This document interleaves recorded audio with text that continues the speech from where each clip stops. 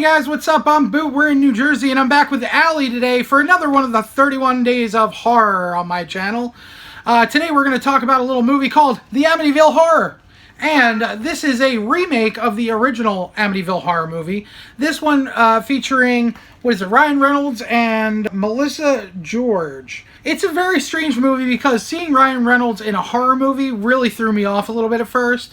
Also, the fact that he's playing a family man with, like, 3 stepkids, and it's a good time at first. Everybody's joking and, things are looking good. And they do, of course, show some of the footage and, some of the newspaper clippings about the original Amityville, tragedy that happened. Because this is based off of a true story. Right. It's based on a true story, but of course the details have been changed to, make things a little more interesting. So, in the original, I'm not exactly sure about the original. I don't remember it all that much, but I do remember the main story was that, it was the brother or the husband killed the entire family. The brother, I think. And so in this one, they're moving into a house together, starting their life together, and it turns out that the house is haunted by the previous occupants. So what happens is, the parents, they go and they look at the house, and the real estate agent tells them, that something happened, but the whole town's forgotten about it. And, they go on about their lives, and he starts to see some strange things and hear some strange things. And he starts to go through the kind of stuff that the original tenants of the house, the DeFeos, have said to have gone through, that where he was hearing voices and things. And, things start acting up, every night around, 3:15, I think it was? So, it happens in a lot of these horror ghost movies where a certain time hits and when these things happen, except for the Paranormal Activities. That stuff was kind of random. Yeah, well... So, basically, the kids are kind of blissfully unaware. They're a little bit scared of the house to begin with.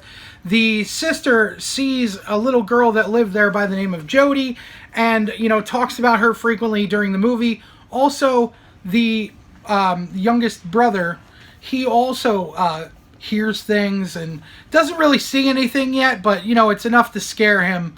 And, I mean, what is he like? Maybe, 5 or 6? Yeah, something like that. So, you know what I mean? That's every kid, is afraid of the dark at that point in time, And that kind of thing is just even more creepy.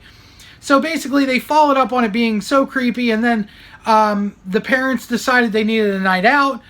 Some things happened with the parents, and they kind of feel that the house is haunted, but they don't want to, bring it up to the kids. Well, he's starting to change. He's starting to act differently. He's starting to be a little bit more aggressive and not himself. So they go on a date, and when he's away from the house... They get a slutty babysitter to watch the kids, and of course the boy is, drooling over her, and she decides she's going to tell him the story of what happened in the house, and that she used to also babysit for the people that used to live there before they all died.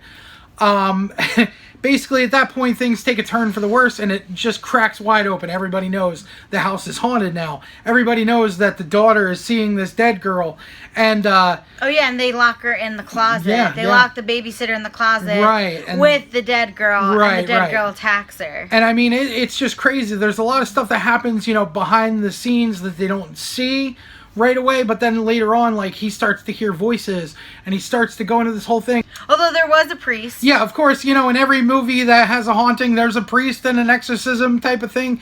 And of course, he gets attacked by, flies, I guess? Yeah, it flies, and so he leaves, and he Allie was asking me, about why they always have, flies or bugs, and I said, it's one of those pestilence. It's, part of the Bible. Yeah. So, and... It's just a weird thing. It does have a very odd twist of an ending. Not what I expected, because I expected it to go a completely different direction. Mm-hmm. I'm not going to spoil it for you, but I'll just say, it was a pretty decent movie for a horror movie. Yeah, for a newer horror movie, it was pretty decent. And it's not even that new. Oh, yeah, it is. It's 2005. Yeah, it's 2005. So, I mean, it's not fairly new, but it's newer than, the originals, obviously. But it was still good. I liked it. I thought it was good. Definitely better than Little Deaths. Oh, absolutely. Anyways, that's about all we got. So, if you want to go ahead and click over here, you can see yesterday's review of the first day of the 31 Days of Horror. Also, if you click above me, you can go ahead and check out Allie's 31 Days of Horror. Also, if you click a little bit further than that, you can click on my picture to give you the superpower to subscribe to my channel. Also, don't forget to click the bell icon so you never miss another video, and keep watching for more of The 31 Days of Horror. Bye, guys. Bye.